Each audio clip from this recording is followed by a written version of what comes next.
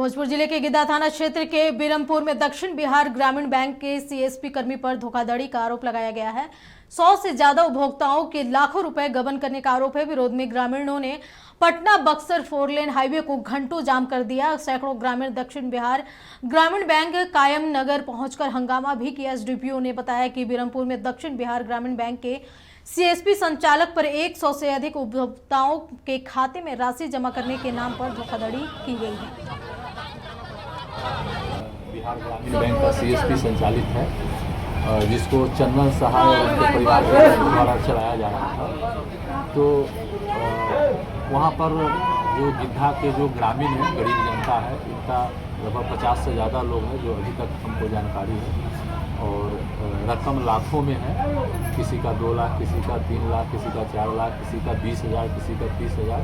अभी कैलकुलेशन नहीं हुआ है, लेकिन इन लोग का आरोप है कि जो पैसा इन लोगों के द्वारा दिया जा रहा था उसमें कुछ में स्लिप दिया जा रहा था, कुछ में स्लिप नहीं दिया जा रहा था, और जो स्लिप देने के बावजूद भी इनके अकाउंट में क्रेडिट नहीं हुआ।